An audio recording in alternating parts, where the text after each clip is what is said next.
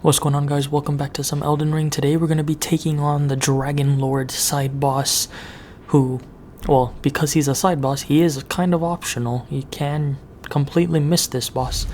So, just to start things off, I'm going to go ahead and show y'all me trying to get there, taking this path over here, running past these guys, and then once you get to this little edge, you're just going to look down. There'll be rocks down there. You're just trying to find the closest one that you could fall onto, but not doing what I just did there, where I kind of just missed it and fell straight down. So now I'm gonna fast forward a little bit faster, make my way back down, trying to actually land that drop. So I'm gonna go try to do it, but once again, too far. So this time, try to change strategy a little bit. Instead of walking off of it, I'm gonna try to walk like diagonally off of it, kind of like running along the side almost, and that worked that time. So make it onto the rock one by one, making our way down to this little platform area, going to each of the squares until I find the one that tells me to rest, go to my talismans, see which ones I got equipped, make sure that I got the proper ones on that I want to use for the fight, and we start the cutscene. I'm gonna go ahead and let it play so y'all can see it.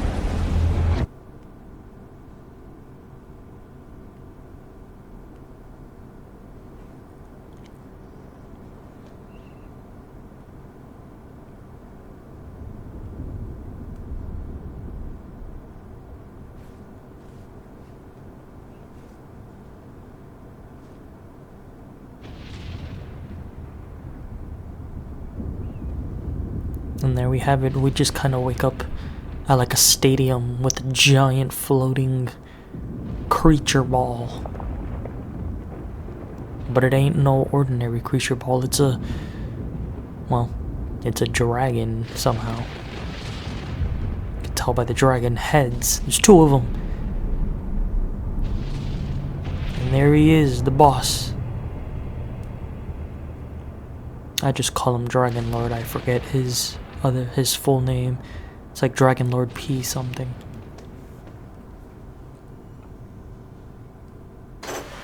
Alright, so now I'm gonna go ahead and equip the weapons that I wanna have attached for this fight before I summon my mimic. Go ahead and use the mimic and then use my spells. Get those buffs going, and then we run to the dragon and take one.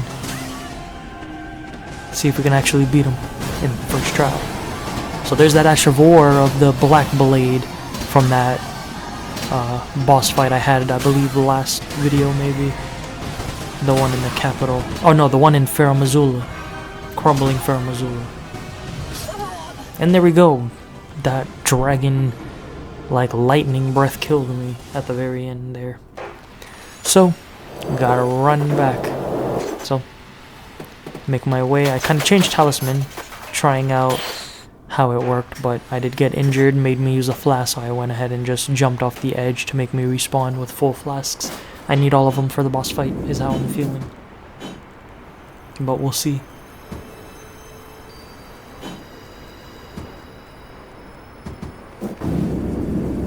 Alright, so now that we have everything working, we're gonna go ahead and make our way back down, taking that kind of like side angle as we're going down so that we don't just fall off the rock again.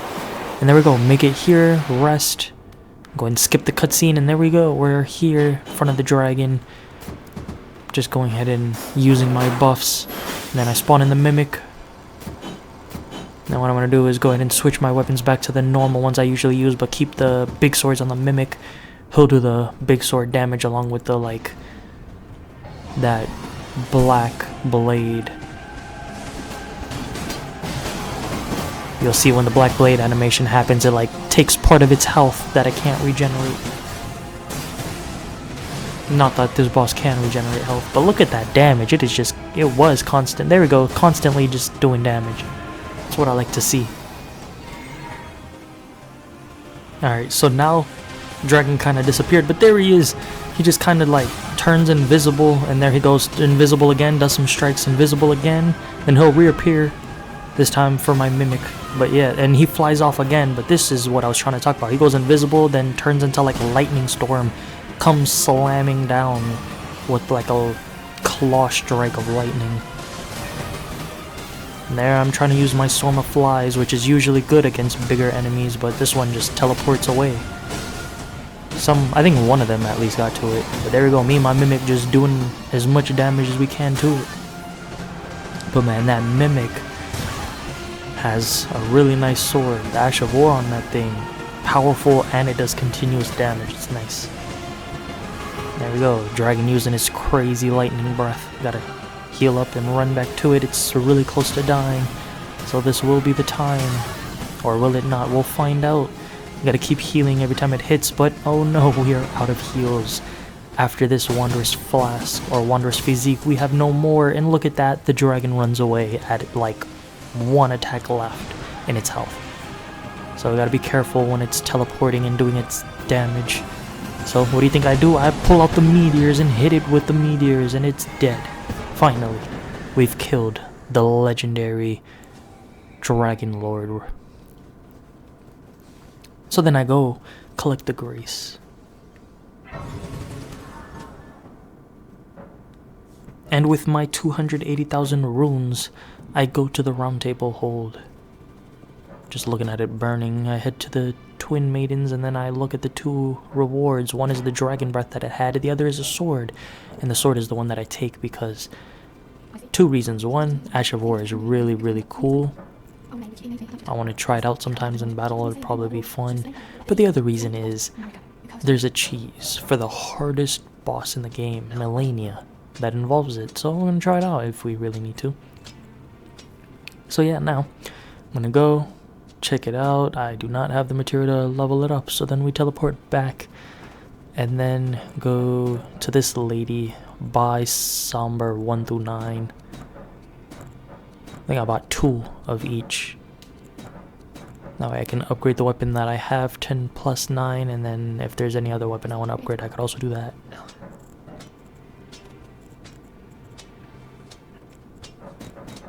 Alright, there we go, upgrading it. It is now plus 9. I'm taking a look at all the other swords.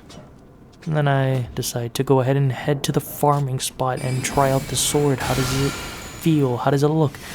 Before I do that, I'm gonna go ahead and try out this like raining magic ability that I got, but never really tried out. I forgot how it looked and how much damage it did. But that's it, in case y'all were wondering, the Founding Rain of Stars. And here's the Ash of War for the dragon sword that we just unlocked from that side dragon hidden boss that we just took out. And there we go. That's how much damage it does at plus 9 with its like thrusting attacks. It's not bad. Has pretty good range, I'd bet. And with this Ash of War, you can just kind of like fly forward. Probably has hyper armor, so you can't be interrupted after you get in the smoke form. So yeah, I'm gonna just make my way around, killing all these enemies, using the Ash of War whenever it feels like it'll feel good to use it, you know. And then I see that group down there, and I'm wondering, how will the rain do against these enemies? So I walk up to them, and then I use the rain, heal, use the rain again, and then it's Ash of War time. While the rain is interrupting them, I'll use Ash of War to make my way through all of the chaos and kill them.